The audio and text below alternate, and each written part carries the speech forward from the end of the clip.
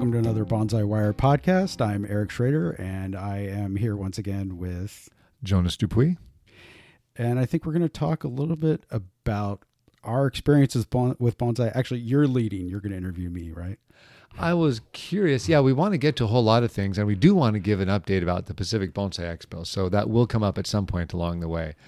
But I was curious. I wondered, could you tell us what was your early experience like in the bonsai days when you were first, for whatever reason, started paying attention to trees? What kinds of things were you doing outside of the house? Because there wasn't exactly a web to go check everything out on. To a certain extent, no, yeah. It was the old Yahoo days or something like that. I mean, I got into bonsai in 2002, roughly. And I think one of the most memorable experiences was the San Francisco, or Bonsai Society of San Francisco show within the San Francisco Flower and Garden Show, which was a general gardening show at the Cow Palace at the time. That show started in one place and moved and moved and moved and is actually still going. I think this year it's in Pleasanton. And the BSSF put on a really big exhibit. And when I think about like just a small single club these days putting on this big of an exhibit, I'm going to say it was like over 100 trees. And there were some real heavy hitters at the time in that club.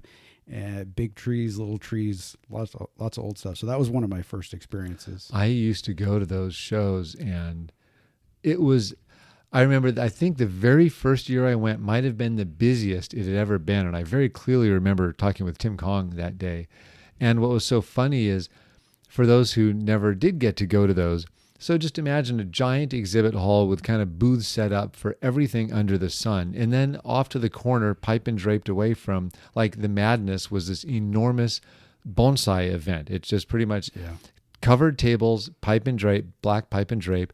But how many thousand people do you think came through that show?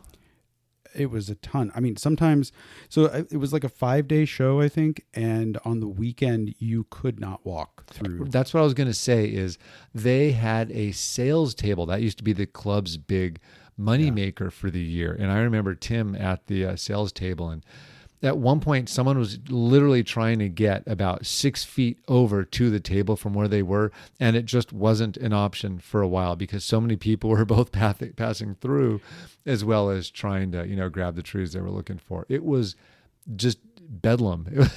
Yeah, and I think there was a lot of admiration at the time from us club members. I mean, well, not the first time, but the next year I was there as a club member. And there was a lot of admiration for, I think it was Dwayne Kelly was one of the original organizers.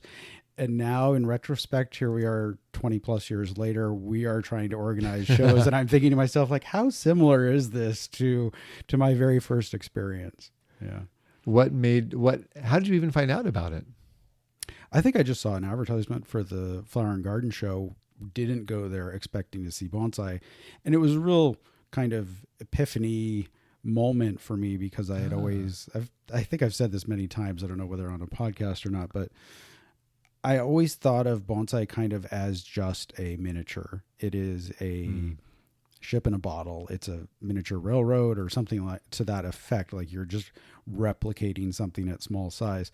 And it was at that show that I looked around and I said, wait a minute, these are not miniature trees. These are like plant sculptures.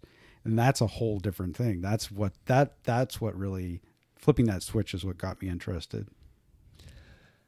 I can't imagine stumbling on something like that and being open to it all at once. Like that would be a fairly memorable thing because there was a lot going on there. There were people buying things, selling things. And like you say, there were some fantastic trees in those shows. For being a public show, we may not think of fairs as where great trees are, but there's a lot of good shows that actually are at fairs all over the country. And I remember those shows had, again, just some of the just really best trees in the area were in those events. Yeah, well, I mean, the Marin Club is still doing the Marin County Fair. That just happened over the 4th of July.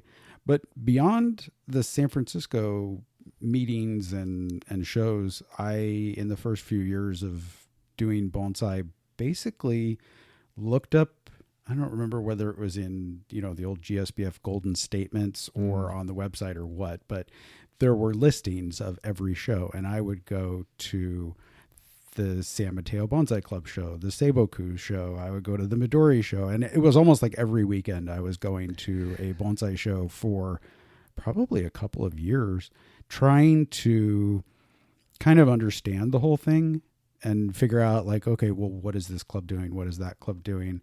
And I guess the takeaway for me is like, I always remembered the best one or two trees from each show. And were they the best or your favorites? Well, I mean, would those two things obviously be the same thing? Clearly. I think, well, if I'm going to pat myself on the back and say at the time I already had a good eye, then they were both the best and my favorites. But, it was sometimes you and I don't even agree on what the best tree is. And that's because, your each person's individual experience with growing up and interacting with trees is a little bit different. But I would go in, and I think I, from the very beginning, was kind of looking at like, how old the trees are, how gnarly they are, and how much detail there was, essentially, how refined they were, I guess, and how kind of convincing. Even at the time, having no idea how much time or what level of technique would be required to even come up with those results. Well, in retrospect, I think that I actually found some trees old trees maybe, but maybe not trees that had a lot of good technique applied to them. I found those really interesting because even if it's not perfect technique over time still is going to give you a very different result than what you would get from just a tree in a pot on your patio. Right. Or a tree that, whether collected from any location, that had only been worked on once or twice, for instance. Yeah. I mean, John Boyce famously, well, maybe not famously, famous in my mind, sort of like everything that happens to you in middle school is infamous. But John Boyce was one of the founding members of the Bonsai Society of San Francisco. And every time I asked him how old the tree was or how long he'd had it, he was 30 years. He'd had it for 30 years. Didn't matter what tree I asked him about. It was always 30. I've had that for 30 years. So that sounds about right. John was one of the first people I met in bonsai, actually. I think the second or third club meeting I ever went to was a San Francisco program, and that's when I met John. And that would have been in probably, if not 93, then 94, a long time ago. Between him, it's funny. I did a program for Seiboku, which is the club in San Mateo that Gordon Deeg has been running for a long time, along with Steve Iwaki and a few. Val Monroe has been there. I mean, it's a very... JT. It's one of the deeper clubs. One of the deeper clubs, yeah. So I went there and did a presentation on Mame, and who showed up, who's been a longtime member, Steve Jang. Steve Jang was one of the first people that I remember interacting with in the San Francisco club, because he was a member there as well at the time. But we hadn't seen each other in years. Oh, that's funny. At what point did you start paying attention to who owned the trees that were striking your fancy? And did you ever make any connections between what trees you liked and or where they were coming from? Well, one of the trees that really stuck in my head was one of Tim Kong's collected redwoods. And I now, 20 plus years later, have seen many, many collected redwoods and still never found quite the equivalent to this one. Oh, okay. So, to try to describe it is a little bit funny, but imagine if you had a redwood tree that was like about 3-4 foot diameter trunk, but then you just ripped off about a 1 foot wide section of the bark. So it's sort of like a crescent moon kind of shape piece of wood with bark on it. So you've got kind of the shell of the thing. Right. It's like the outside layer with the bark. That's what it looked like. And then it had like a little kind of wiggly tree coming up off the top of it. Yeah. So it was like kind of, and it just totally blew my mind because I'm like, well, how is that even alive? More deadwood than not. Yeah. And Tim never treated his dead wood really, so it was very natural. In a very au natural state of decay. Yeah. Actually, I mean, I don't typically treat redwood deadwood. Right. So. Yeah, and we did talk about that one. And another person I think you mentioned was down at a visit to the Monterey Club. Yeah, Katsumi Kinoshita was a longtime teacher. Very long time. Yeah, in the Monterey area. I think he's largely stopped teaching at this point, but he was one of the people that I was most interested in interacting with. Tim had redwoods, but Kinoshita had Monterey cypresses, Monterey pines. So I was really interested in native species as a beginner. In fact, much more interested in native species than I was in Japanese or other Asian species at the time. And I think that's just the commonality of, like, you know, my background and experience in childhood interacting with those types of trees, and looking at a Japanese tree and just thinking, well, I've never seen this before. How would I make a miniature? How would I, you know, where are we going with that? Right, exactly. So if you don't have any, in my mind at the time as a 20-something, I was just sort of baffled by the idea of taking exotic species and turning them into bonsai, because where would I have the background to apply my own vision to the tree? You know, sometimes when you look back on your own experience, it's like you don't realize what you didn't know. I guess that's pretty common, actually. But it's not common to reflect on it and or to do something with that and realize where our sensibilities come from, or how our experience, even in retrospect, has informed our if not biases, and our preferences is another way of thinking about it. But not to skip over Kinoshita, because I actually think he is a really good artist in terms of bonsai. I mean, he took his natural environment and on the Monterey Peninsula, and this is the place where, if people are not familiar, Point Lobos there are golf courses on the Monterey Peninsula that have all these beautiful windswept Monterey cypresses. Yeah. And then the Monterey pines are kind of a little bit higher elevation, a little bit farther away from the ocean. And they're pretty distinctive in terms of trees, but California has a lot of distinctive trees. But he had taken in particular those species, and it was hard to actually determine. I kept getting different stories when I would ask people whether he had created the trees from scratch or gotten them from his teacher starting in the 1960s, or dug them up. And so maybe it was a mix of all of those things. He had been essentially adapting native species to bonsai for, just like John said, 30 years. It's funny how obvious it is, again, in retrospect, but at the time, there probably were not a lot of people playing with Monterey cypress or Monterey pine at the time. And so it was actually quite impressive to think that not only was he doing good work, but he was doing good work with material based on his work alone and no other obvious starting points, or at least few starting points. Now, so many people have worked with so many things. There are novelties along there, but we have better ways of navigating that because we know so much more about technique, so much more about so many different kinds of species. He's like, well, we got these growing around here. How are we going to make that work? And he did an awesome job. I mean, he made some of the more iconic trees that are still around to this day he had his hands on. Yeah.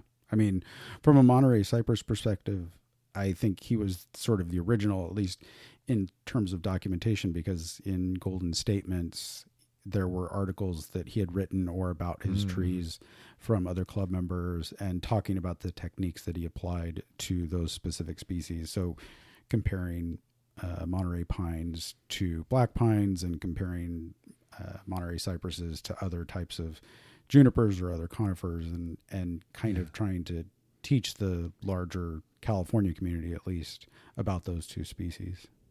For those who aren't in California, it might be surprising to think that by and large, California bonsai growers grow exotics, the same popular species that everybody else does.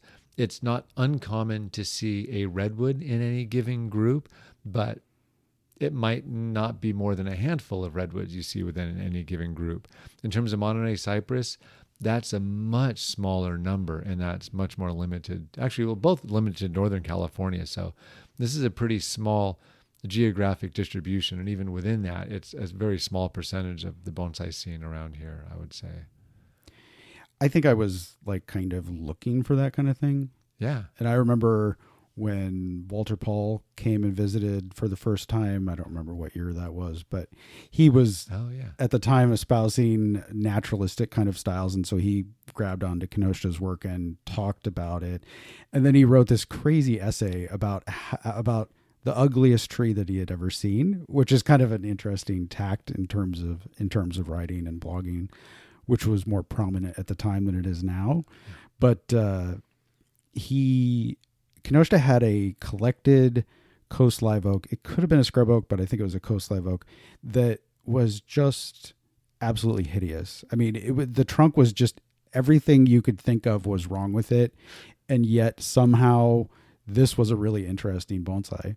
And That's so cool. That's what Walter's essay was about after he got back to Europe from his trip. I wonder where that tree is, or if it still is. I don't know, because I think Kinoshita donated the one that's called the Warthog to the GSBF, the Bonsai Garden Lake Merritt.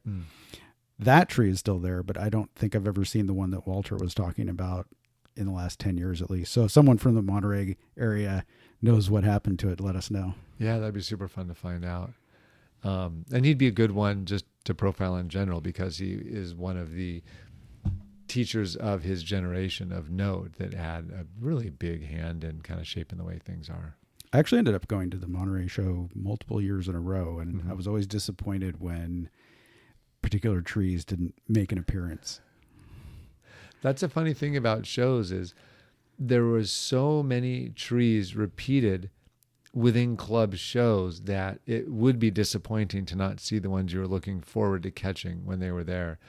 And it was funny, the club that Eric and I were in for so many years, there was a rule, no one could show the same tree 2 years in a row. And so it was 100% different from the previous year, just because there was so strong an expectation that, oh, you pull that one off the shelf again, because that's the quote good tree. That's my quote show tree.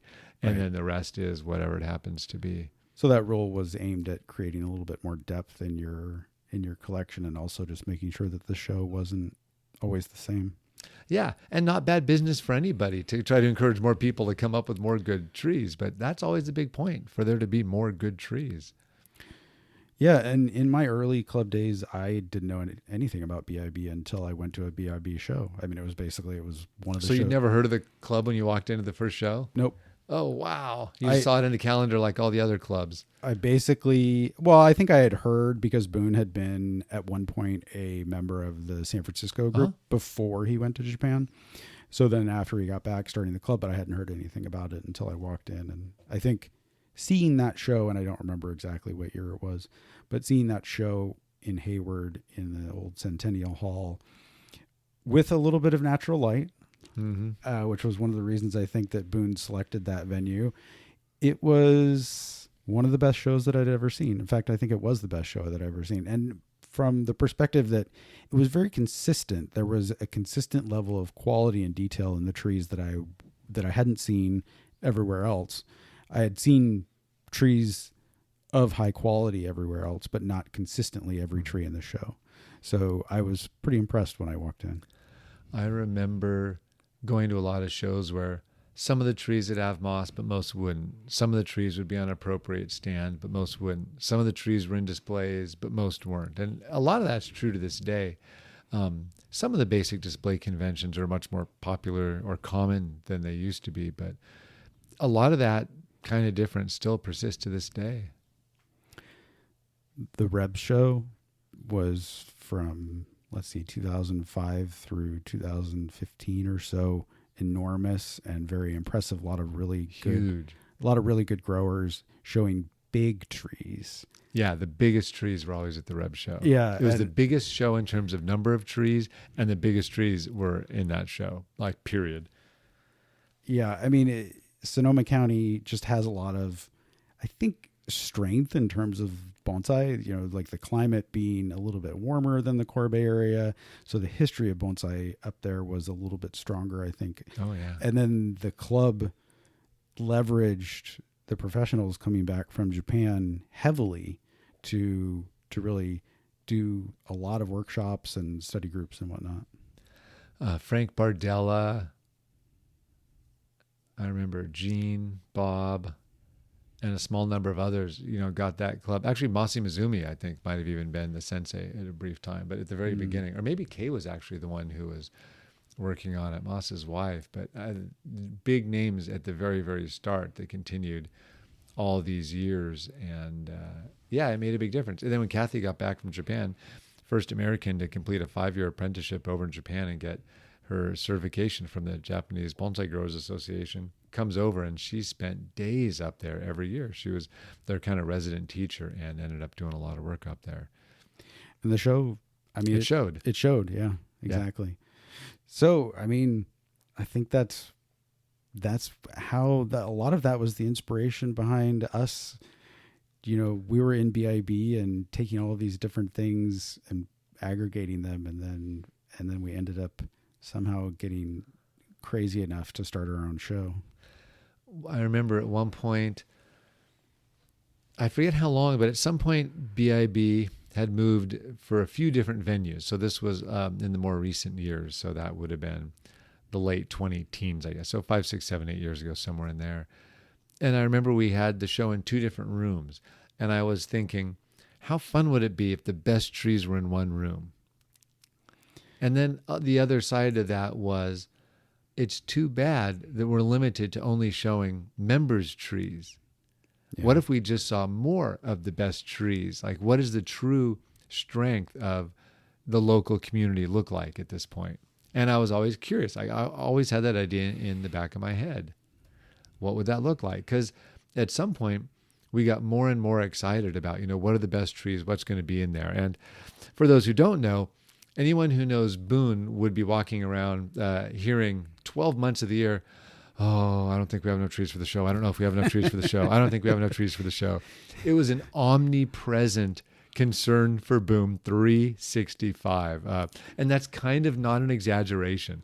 My job for many of the 19 years that we ran the show was to help manage the spreadsheet with all of the show trees on it. We always kind of had a running tally of what trees we had shown or that would be shown the next year. And I knew we always pulled it together, but it was only when we started doing the expo a few years ago, when we started the planning, and I found myself becoming Boone. I hope you have enough trees for the show. I hope you have enough trees for the show. You set up an open show and then just say, hey, can you bring your trees? Like basically broadcasting to the ether, people, we need trees here. And then you're just sitting there going and twiddling your thumbs like, are these going to show up or not? And we had already watched, all of the insanely hard work that Ryan put into the Artisans Cup.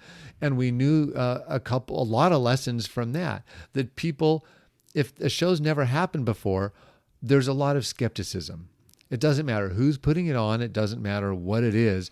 Well, I don't know what that show's about, or I don't know if I'm going to go to that show, or that's out of state, or this. There were a million forms that the fear, uncertainty, and doubt took that prevented people from participating. Of course, you and I jumped on immediately. We're like, okay, here's our submissions. Let's drive up. Let's go. Eric and I are actually so fanboy for bonsai shows. We drove up the year before the Artisans Cup, visited 13 bonsai gardens around Portland and every nursery that we could go to, literally a year before the show, because we knew that the year of the cup, there'd be so many out-of-towners there that everything would be just kind of busy and challenging. And that was a fantastic trip. It was a fantastic trip. And, it did something important, and that is something that you are still working on, I think, a little bit better than me, and that is just building ties between different parts of the area. Like, so Portland is not a short drive from the Bay Area. I have done that drive a few times and it's about 12 hours. So there's not a lot of crossover between the communities in terms of trees. So making those connections that we made in terms of the Artisans Cup, visiting gardens and not some professionals, semi-professionals. Greg Brendan's garden was absolutely that was like one of the hilarious high points of that trip. And Greg was so much fun. And for anybody who doesn't know, Greg apparently made museum replicas of insects and stuff. Yeah, he would do the displays in museums. Oh, it was amazing stuff. So we got to see his garden, and along with Michael Hagedorn's garden and a bunch of other Lee Cheadle, Alan Taft, Scott Elser.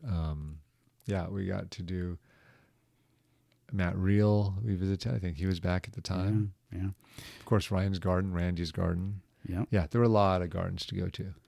But I think those ties were actually really important for the 2022 Expo, and the same thing is true for the upcoming Expo in terms of your semi-regular trips to Southern California.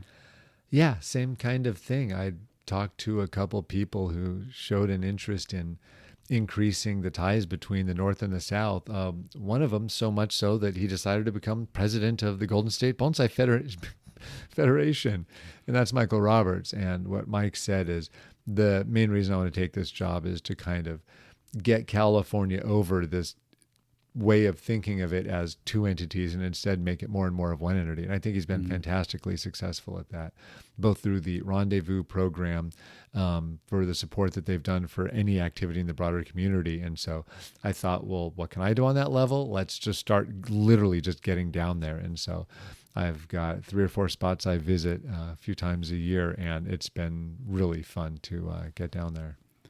I have to admit, I've been kind of allergic to traveling ever since I started a nursery, but having a nursery is rough when it comes time to leave home, and I find that too. But I've got to go to an amazing show down there. I've shared the pictures of it, but that was the Baikongan Winter Silhouette Show, which is just one of the better winter silhouette shows in the country. It's an absolutely amazing show.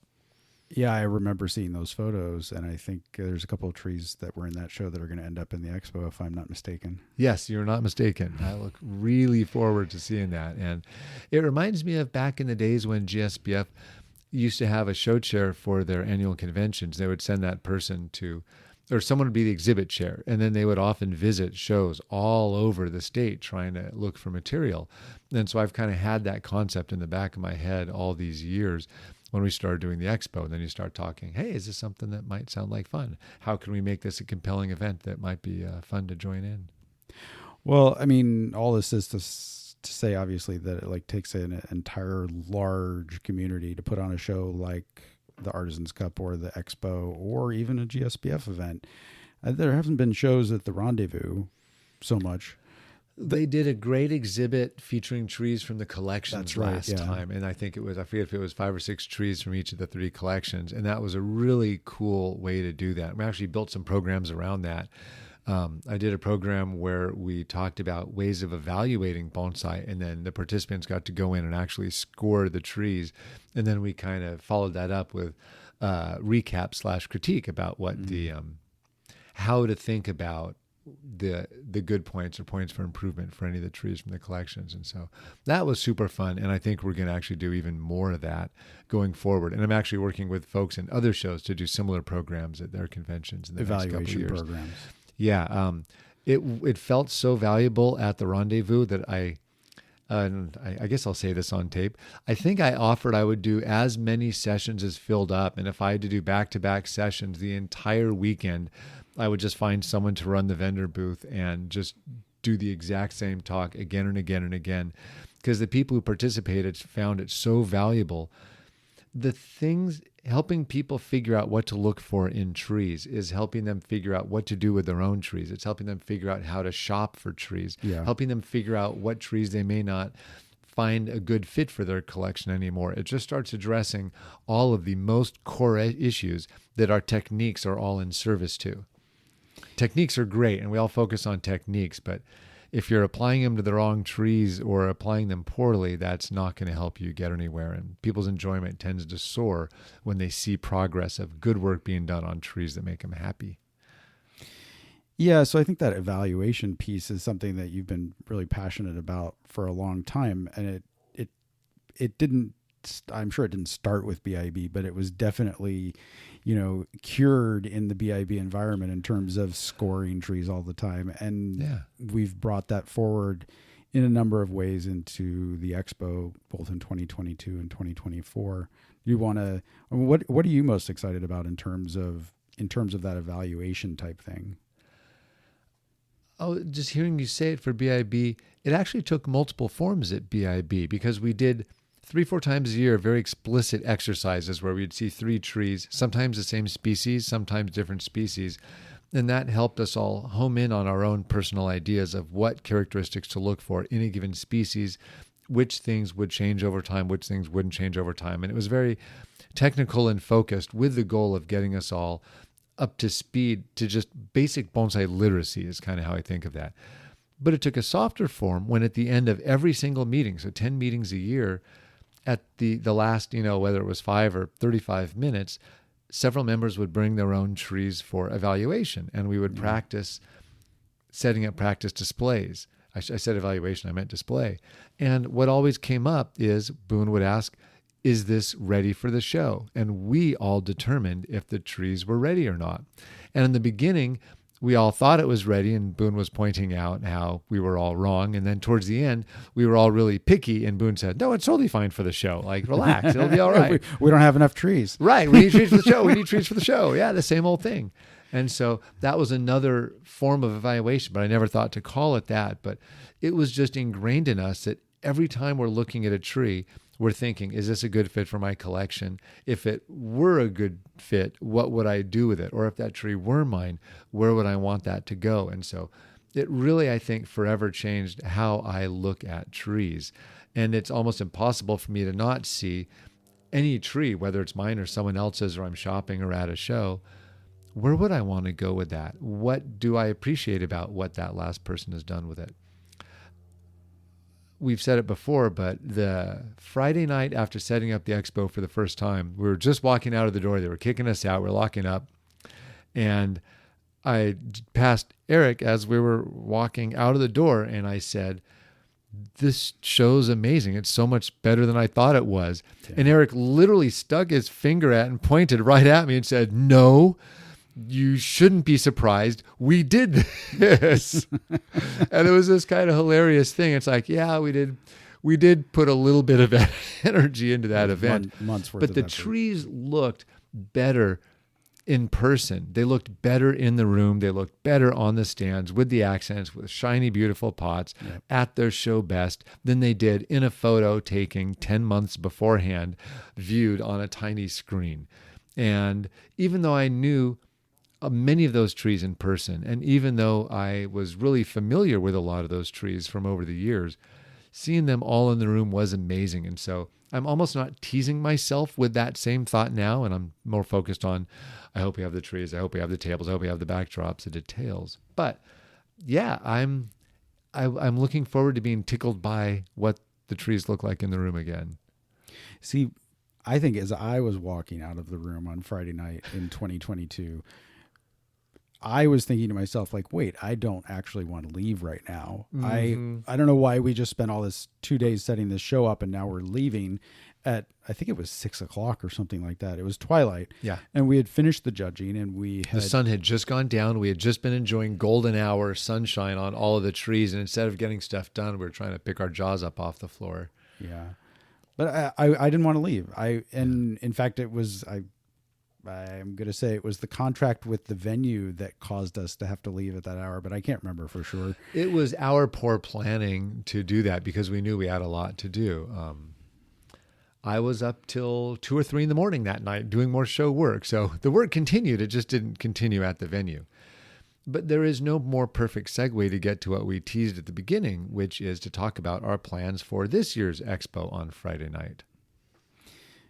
Yeah. I mean, I think this year the main new thing that we have added, and it's not the only thing, but the key new thing that we've added is a big sort of thank you to the exhibitors and donors. And that's going to be happening on Friday night from 5 to 8 o'clock. And we're ironing out a lot of the details. I think we've just finished setting up the catering for the event. It's going to be a small bites kind of dinner and drinks. And if you are a donor at $250 or more, or an exhibitor, an accepted exhibitor, then you are invited to come to this reception. So it should be a lot of fun. It's that feeling from last time where I didn't want to leave on Friday night that kind of, I think, stuck in the back of my head and said, wait a minute, we just finished setting up the show. We don't have to leave. We can stay here and we can enjoy this under either twilight or artificial light. And that's going to be a little bit different. And it's also a little bit quieter than it will be on Saturday and Sunday. So it's not like what we did last time with the banquet. It's more not at all. It's more kind of a party where you're going to be able to walk around and enjoy the company of your friends and mingle, and maybe a few other things if we can make it happen. Exactly. seeing the effort and knowing the exhibitors at events like the Artisans Cup, at the National Show, knowing the insane amount of work that people put into preparing their trees for the exhibit, we wanted to do something nice for the exhibitors. That's kind of where this started, this not wanting to leave the room and wanting to really do everything we could to thank them. And we thought, what would be a better present we could offer than simply giving people access to the show with smaller crowds? Because it was kind of busy. It was like fun and exciting and a big thrill. Yeah. But that was one of the key things we could do, is say, you know what? Let's just make this a low-key party for a limited number of people and go from there. And the other people that'll be joining are the ones that are helping us financially really get up and running as a nonprofit organization. We've set up our nonprofit status. We've gone through all of that, and we're actually in really amazing shape right now in terms of getting kind of all the really not exciting back-end infrastructure set up for the organization. But it's kind of there right now, which to me is exciting since I've been doing a lot of this stuff. And so we're going to thank the people that are contributing, whether it's a donation, whether you buy a ticket. It's just, if your contributions are at the $250 level or more, then you get to join in. Yeah, I mean, I think that the key thing to think about is not that this is like a dinner or something like Right. that. It's that this is support for the organization that we are trying to kind of electrify. We're trying to get this organization to live on its own and go beyond the two of us, and Andrew being a board member now, that will go one step in that direction. But it's not just people. Having the organization on a solid financial foundation is where we want to put this, because at the moment we're footing, the upfront costs to make the show happen, and the organization needs to be able to do that on its own, so that if we're not able to do it, that the show can continue. And that's a perfect time to thank, actually, we have actually found a sponsor who is covering our expenses for the event, and their support has made it such that those $250 donations that will get you in Friday are 100% tax deductible, because we have received super generous support from Christopher Bentley and from, he wanted to recognize Bonsai Empire along with that. And so thank them for all of the fun that we have lined up for you on Friday night. Yeah. And, my background in running this type of event is actually as an attendee. Both of my kids went to special needs preschools, and that same school ran an event like this where it was a fundraiser to help fund the school, and you would pay $200 for essentially a dinner ticket, and then there would be a silent auction, and it's a standard sort of charity stuff. But it was a really fun event. It's like kind of like a party that you get to go to and have some dinner and mingle with your friends and whatnot. And then they had a live auction and everything. But I think that's where the idea kind of came from in my head. But it really is a way to thank the exhibitors and the donors. And like Jonas said, it's with the support of a donor contributing to all the costs of actually putting on that Friday night event. It's 100% tax deductible, and you get to enjoy yourself. What are you looking forward to at the event this year? Well, I mean, apart from the trees are always, I guess, since we've started this conversation talking about my early experience with trees, the trees are always kind of like the most important thing in the show. But just like in 2022, where I really wanted to have a little like something in the room that wasn't just like a regular display. So we actually had two non-traditional displays, one from the Pacific Bonsai Museum, Aaron Packard, and one for myself. And obviously all the vendors in the room as well. But having that sort of grander scale kind of thing in the room gives, I don't know, it makes it feel like a special event. Yeah. And so sure. I'm hoping that we can pull off the same type of magic in 2024. I'm working on it. And it's not to say that that's the only thing I'm excited about, because I think that the opportunity both Friday and for the rest of the weekend to mingle with your counterparts. These are, all the people who actually did decades worth of work to get these trees ready. You're going to get to walk into the room and hang out with all of these highly accomplished bonsai people. And I know that just by knowing the people who we expect to come along to this, as well as the people I know who've already signed up, when I think back to how much fun I enjoy going to exhibits, for instance, last fall, I flew out to the national exhibit pretty much just to hang out and have fun and chat with folks. And it was great. Obviously, I'm going to enjoy the show, and obviously I'm going to run through the vendor area. But the highlight is catching up with people, because oddly, more of my closest friends will be the kinds of folks that show up to a national event. And so it's the same thing here at the expo. It's the same thing at the national. It's the same thing at any bigger regional event, is it tends to draw people from further away because they're that passionate about the core project, which is to celebrate amazing trees. And so that's kind of the part that makes it all worthwhile, is getting to see everybody and enjoy this thing that we all do together, and to meet new people that are, sharing the same kind of enthusiasm for these trees. I don't know. I'm not very good at getting out and traveling, like I mentioned earlier, particularly with my my nursery, at least as the excuse. But that will make this a very special event for me, because I do get to meet all of those people, even if I haven't met them before, or if I've met them only once in passing or something like that. Yeah. So, yeah, we talked about how, I always wanted to, those, germs that ended up becoming the show. When I think about wanting to see all those BIB trees in one room.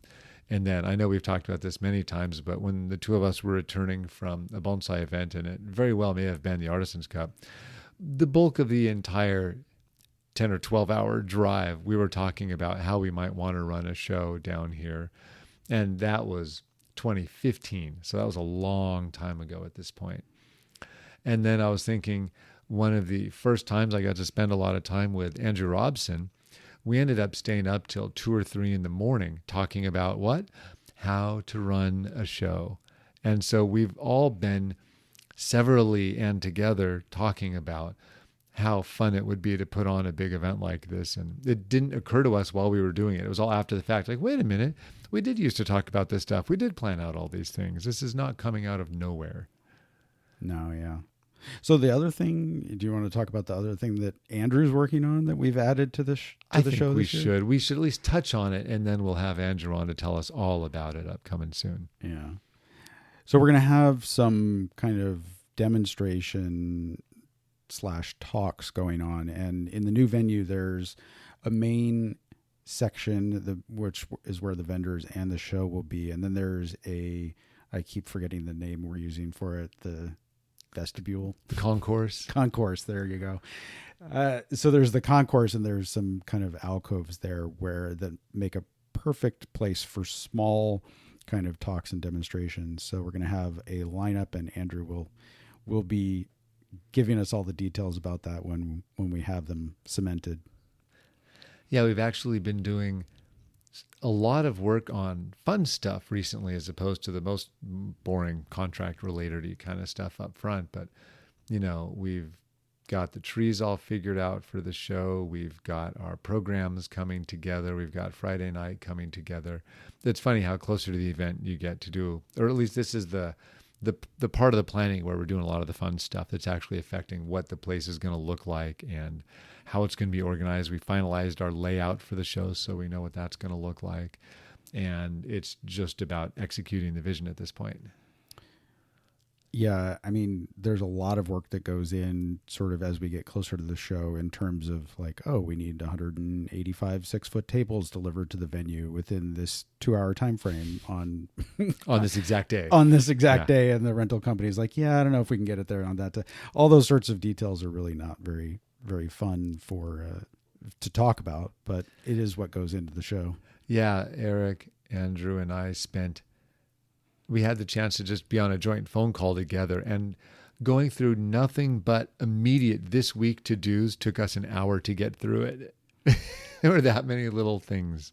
Yeah, we talked about programs. We talked about the trophies. We talked about that's right, the trophies, the room setup, and needing a CAD version of the drawing. This is riveting stuff, right? Yeah. The scintillating details I covered were, see, exhibitor contracts and figuring out exactly how many of which size trees would be going where, and traffic flow in the room. We talked a lot about volunteers. We're going to be very soon, I think we're within about a week of announcing the volunteer signups. So we're getting very close to doing that. And that will be another way you can come and support the event and even get free admission to the event, depending on, how much time you want to contribute. We'll have all of the details on that on the website pretty darn soon. I'd say check back within a week or two. Yeah, and just to give you the simple preview, I think it's going to be pretty similar to last time in terms of volunteers. Yeah. So if you volunteered last time and you want to volunteer in the same way this time, we're going to make it easy for you. Yep. So, and there are more opportunities as it's an expanded event. The other thing, the vendors that have committed are currently on the website. We've got a few more coming in still, but we're looking to have over 40 vendors at the event, which is just nuts. 40 vendors and 110 vendor tables or something like that? Yes. 110 6-foot vendor tables? Yeah. Yeah, so there's going to be a lot of bonsai stuff in that end of the room. And it is a really fun, diverse mix. We have at least 2 vendors from outside of North America. Oh, nice. And we have at least probably, maybe not half a dozen, but it might be close to half a dozen vendors that are outside of the time zone. So the idea is that for those in the West Coast kind of bonsai community, we'll be providing access to some vendors that you don't always get to see. Yeah, I mean, that's what the event's all about, is bringing together people from a little bit wider range than what your typical show has. And that is both the exhibitors as well as the vendors. And I don't know, I'm pretty excited. Do you have a sense in your head what the zone is that we're pulling from in terms of what the audience looks like, whether for exhibitors, vendors, or attendees? Have you ever thought about that at all? Well, I just kind of let it sort itself out. I think the exhibitors are the ones that I don't know, at the core, I feel like I'm still an exhibitor, not like a show organizer.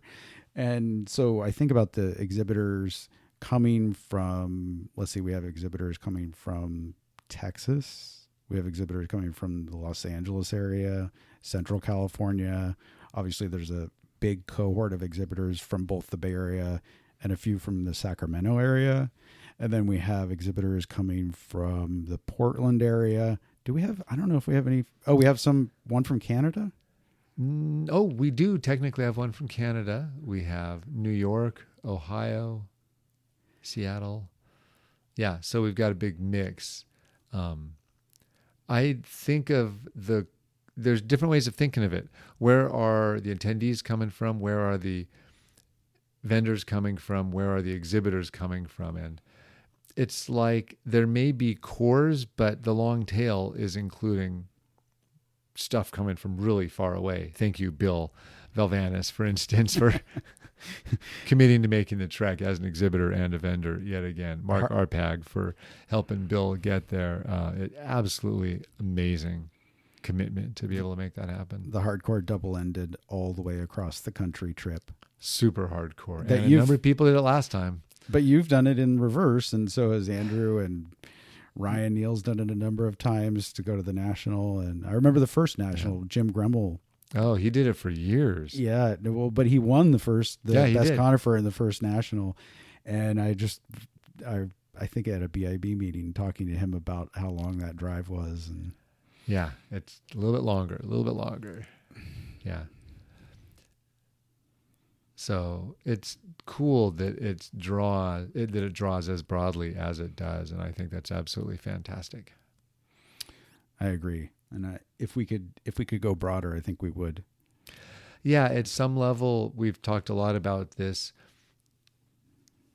We can't be everything to everyone, and so at some level, we have to decide on how to best align our resources with our goals, and we're trying to put on the best show that we can within the resources that are available. And that's in terms of the experience as a visitor, in terms of the show, in terms of the selection of vendors that are there. And I think that's always going to be our focus, wherever or whatever form, each individual event might happen to take. I think visitor experience, we spent a lot of time thinking about visitor experience for the 2022 show. Had a few things go wrong, or not wrong, but less than ideal, like having a line all the way down the side of the building at opening on Saturday. Something that we're going to hopefully try to improve on this year. We're not going to do it the same we did last time. We can't commit to how it's going to turn out, but not only did we not expect 500 or 600 people to line up at the door, but the system that we planned on doing completely collapsed for a surprisingly long list of reasons. And so we're going to try to address every single one of the things that led to that. And we'll find new ways to fail this year.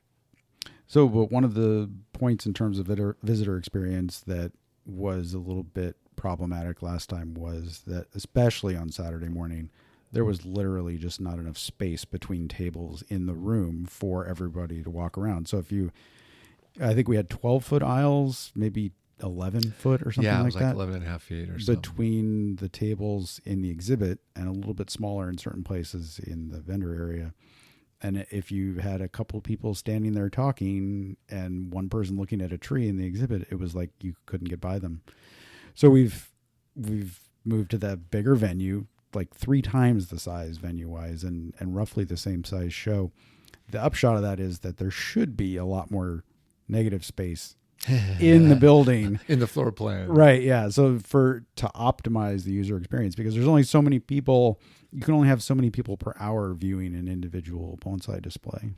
And so what we've done is we've widened the aisles, and we actually, the way the room is set up, we don't have end displays. They're all islands now. So that actually gives us 2 more one-sided aisles, you could say, for the same size show. So between the wider aisles and the layout, that gives us a lot more space. And then with an expanded vendor area and programs, we're just providing more and more opportunities for people to get out. Also, we're very, very close to the Bonsai Garden at Lake Merritt, and we're going to be running a shuttle that just goes all day long, Saturday and Sunday, back and forth, so that when you need a break from the fun and excitement, you can just head out and see a bunch of bonsai out in nature. And I think we need to get them on the show at some point, because I kid you not, they marked the date 12 months in advance to the show, and they had some very serious meetings with all the volunteers. We're going to get this garden in good shape. We're going to get all the trees in good shape. I mean, they're making a book that they're going to publish that celebrates the accomplishments of the garden that's coming out right before this event, just in time for their 25th anniversary. For a lot of reasons, they are taking this really seriously, and it's going to be pretty great to have a whole bunch of people who will be able to stop by and check the place out. Yeah, I mean, the new venue is almost a stone's throw away, so you'd have to maybe skip it across the lake. It'd be a heck of a skip, but yeah, it's actually, if you went directly across the water, it's really not that far. So instead of a shuttle bus, we should just get rowboats. They have boats on Lake Merritt. This might work. You actually have to walk past the boathouse if you end up walking over there. Right. Yeah. I don't know that it's a full half-hour walk, probably a little bit less than that, but not too far from that. But like probably a 6-minute drive or something. But it is, so the venue is right on, well, not right on, but it is across the street. There's no buildings between this building and Lake Merritt. There's a road, like a 4-lane road. And then right around Lake Merritt is actually one of the most popular biking and walking paths in the Bay Area. Yeah. Probably, I don't know. Anyway, so you can actually walk if you want. And if you don't want to take a shuttle bus, you could actually walk or bike. As always, so much will depend on the weather. We will see. And we actually have a nice outdoor spot at the venue to hang out as well, the weather depending. So we'll see how that goes. Yeah. So the short version is, we're feeling really good about how everything's coming together right now. And there's not that much time left. I haven't done my weekly Friday report yet. Are we is it 15 weeks out now or 14 weeks out? It's not enough weeks out. I was definitely having like a mental freak out the other day when I woke up and just thinking to myself, like, wait, we're under 4 months away here. And I still need to think about, okay, we're using the same backdrops, fine, but I need to modify them because they're going to be shorter. And so I got to figure that out. I was just like going down this mental list of like kind of things. That's right. Yeah. Yeah, resew the backdrops, check all the tablecloths, get extra fabric if we need to get fabric, which means we need to test everything, which means we need to open up those 72-foot long socks that make our backdrops. Yeah, that's now you all know what's on our heads every first thing in the morning or last thing at night. These are the kinds of thoughts. We're literally counting hotel tablecloths instead of sheets. And last time, the ironing the tablecloths was a big pain in the neck for the volunteers. So I think it was actually on the drive over here from the farm today around noon. I was thinking to myself, like, I wonder if you can rent those commercial like steam presses that they use it. Oh, interesting. Yeah, like it's just like you just press like the whole thing all at once.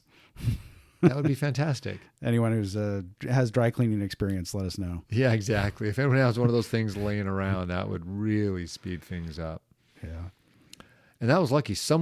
Neither of us actually planned on that at all. Some volunteer coordinator, yes, you, Helen, just showed up with a whole bunch of irons, if I recall. It might have been a couple people. And we didn't even know about it. We walked into the room and like, why are all these people ironing things? But the volunteer staff were so on top of it that they identified the need and they just happened to be able to make it happen.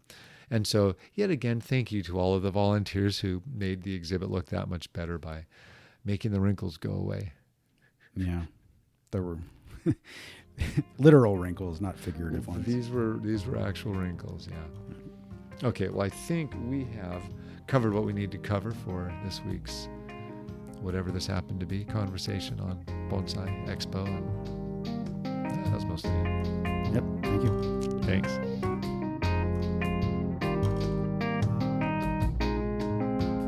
The music on today's podcast is brought to you by the fine folks at Blue Dot Sessions. Check them out at www.sessions.blue.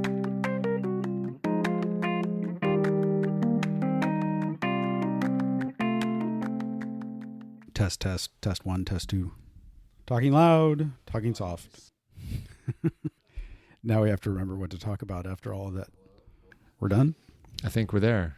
Yeah, what's the famous question? What did you have for breakfast today? Sound check. Peanut butter and jelly sandwich. I think people actually make fun of me for eating peanut butter and jelly sandwiches. At least my family does.